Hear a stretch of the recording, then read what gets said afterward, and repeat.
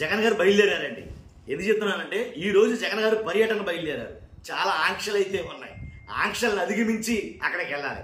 కాబట్టి జగన్ గారు బయలుదేరారు అని అంటేనే అది ఒక నిజంగా ఒక సంచలనంగా క్రియేట్ అవుతుంది. ఎందుకంటే పర్యటనకండి ఏదైతే మోంతా తుఫాను ఆ వరద ప్రభావిత ప్రాంతాల్లో ఉండే రైతులు తీవ్రంగా నష్టపోయారు. ఆ రైతులకి నేను పరామర్శ నిమిత్తం జగన్ గారు వెళ్తున్నారు. కానీ ఆంక్షలు అయితే చాలా పెట్టారు. మరి ఇవన్నీ ఎలా జరుగుతుంది? జగన్ గారు వెళితేనే కొన్ని జరుగుతున్నాయి. కాబట్టి వెళ్ళాలి, ఖచ్చితంగా రావాలి జగన్ గారు అని చాలా మంది అయితే ఆశపడుతున్నట్టున్నారు. ఎందుకంటే చాలా మంది రైతులు చూశాను. ఎగ్జాంపుల్స్తో సహా చెప్తాను నేను మీకు, వాస్తవమా కాదా, లేదా జగన్ గారి క్రేజ్ కోసం వెళ్తున్నాడు అక్కడికి పర్యటనలు ఏంటని ఖచ్చితంగా మాట్లాడదాం. మాట్లాడే ముందు ఫస్ట్ లైక్ చేయండి. ఎక్కువ మందికి ఇలాంటి జెన్యూన్ ఇన్ఫర్మేషన్ షేర్ అవ్వాలంటే కనుక మీ బాధ్యతగా మీరు లైక్ చేయండి. నాకు కూడా మోటివేషన్గా ఉంటుంది. కొత్తగా మన ఛానల్ ఇస్తే పక్కాగా సబ్స్క్రైబ్ చేయండి. మీ అమూల్యమైన అభిప్రాయాన్ని కామెంట్ రూపంలో తెలియజేయండి. జగన్ గారు బయలుదేరారు అంటే నాకు తెలిసి 9:30 అనుకుంటా ఆయన పర్యటన.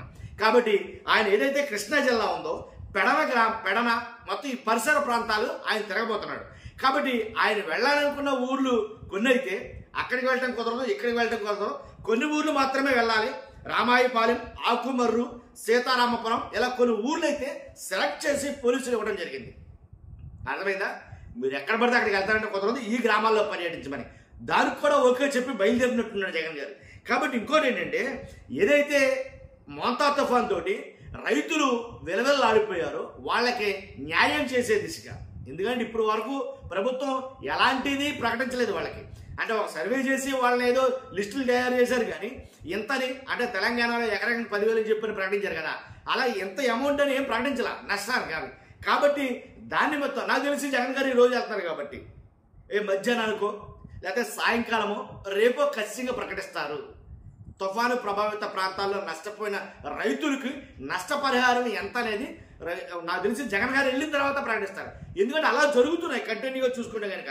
అంతకుముందు మిర్చి రైతుల దగ్గరికి జగన్ పర్యటన చేసినప్పుడు మిర్చి రైతులకి మద్దతు ధర జగన్ గారు వెళ్ళి వచ్చిన తర్వాతే ప్రకటించారు. కేంద్రానికి లేఖ రాయడం కూడా అప్పుడే రాస్తారు కేంద్రానికి, మీకు గుర్తుందో లేదు. తర్వాత పొగాకు రైతుల దగ్గరికి వెళ్ళినప్పుడు కూడా పొగాకు రైతుల దగ్గరికి వెళ్ళినప్పుడు వాళ్ళకి ఏంటి మద్దతు ధర తెలపడం కోసం వెళ్ళినప్పుడు జగన్ గారు పర్యటన అయిన తర్వాతే వాళ్ళకు ఒక ధర అంటూ ప్రకటించారు. తర్వాత మామిడి రైతుల దగ్గరికి వెళ్ళినప్పుడు అంతకు ముందు కొన్నాయి ఒక ఎత్తు అయితే కనుక ప్రభుత్వం, తర్వాత కొనుగోలు చేసింది చాలా ఎక్కువ.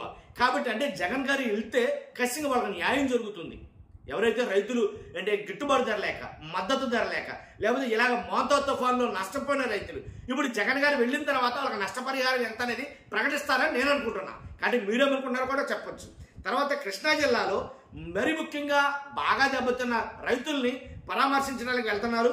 కాబట్టి వాళ్ళకి సంఘీభావం తెలియజేయడానికి వెళ్తున్నారు. కాబట్టి నాకు తెలిసి వాళ్ళ నష్టపరిహారం నాకు తెలిసి మధ్యాహ్నానికి కానీ రేపటికి కానీ రావచ్చు. కాబట్టి వెళ్ళే జగన్మోహన్ రెడ్డి గారికి ఏ పర్యటన అయినా సరే ఆ పర్యటన దానికి సంబంధించిన వేడి ఎంత ఉందంటే మ్యాక్సిమం ఒక నెల రోజుల పాటు కంటిన్యూ అవుద్ది. అంత రాజకీయ వేడి రాజుకుంటుంది జగన్ గారి పర్యటన అంటేనే. బయలుదేరటం అంటేనే కనుక చాలా రాజకీయ వేడి అయితే కనుక పుట్టిస్తుందని చెప్పాలి. ఆయన పర్యటన అంటే ఎలా ఉండబోతుందో అనే యాంగ్జైటీ జనాల్లో కలుగుతుంది కదా. కాబట్టి అలాంటప్పుడు ఎందుకు అంటే కనుక ప్రభుత్వం పెడుతున్నటువంటి ఆంక్షలే అని వైసీపీ నాయకులు మాట్లాడుతున్నారు. ఎందుకని అని అంటే కనుక ఏదైతే 500 మంది మించకూడదు, 10 వాహనాలు దాటకూడదు, లేకపోతే ద్విచక్ర వాహనాలకి అనుమతి లేదు, ఇవి ఆంక్షలు. ఇప్పుడు వెళ్ళబోతున్న కృష్ణా జిల్లా వెళ్ళబోతున్న జగన్మోహన్ రెడ్డి గారికి ఇవి ఆంక్షలు ఇవి. కాబట్టి ద్విచక్ర వాహనాలకి ఎలాంటి అనుమతి లేదు. జనం రాకుండా ఉండడం కోసం లేదా జనాన్ని అడ్డుకోవడం కోసం కొన్ని 100 మంది పోలీసులు ఆ గ్రామాల్లో మోహరించారు అని వైసీపీ నాయకులు ఆరోపిస్తారు. గ్రామాల్లో మోహరించారా లేకపోతే ఎలాంటి ఇబ్బందులు కలగకుండా అంటే కట్టుదిట్టమైన చర్యల నిమిత్తం పోలీసులు మోహరించారనే తర్వాత విషయం. కాబట్టి వాళ్ళు ఎలాగో మాట్లాడతారు. కొన్ని గ్రామాలని అంటే ఈ గ్రామాలే వెళ్ళాలి సెలెక్టెడ్గా అని కొన్ని గ్రామాలను అయితే కనుక బ్లాక్ చేశారు పోలీసులే, ఆ గ్రామాలకు వెళ్ళటం లేదని. కాబట్టి ఇలాగా అంటే ఇన్ని ఆంక్షల మధ్య జగన్ గారు ప్రతి పర్యటన జరుగుతుంది. కాకపోతే మేలే జరుగుతుంది వెళ్ళిన చోట, వెళ్ళిన వాళ్ళకి. నేను అనేది వెళ్ళిన ప్రతి రైతులకు కూడా మేలే జరిగింది జగన్ గారి ప్రతి పర్యటనలో కూడా. ఇప్పుడు కూడా ఆ రైతులు ఆశిస్తుంది అదే, జగన్ గారు వస్తే ఖచ్చితంగా వాళ్ళకి ఒక మద్దతు ధర అంటూ ఈ రోజు డిసైడ్ అయిపోద్ది, ఎలాంటి డౌట్ లేదు.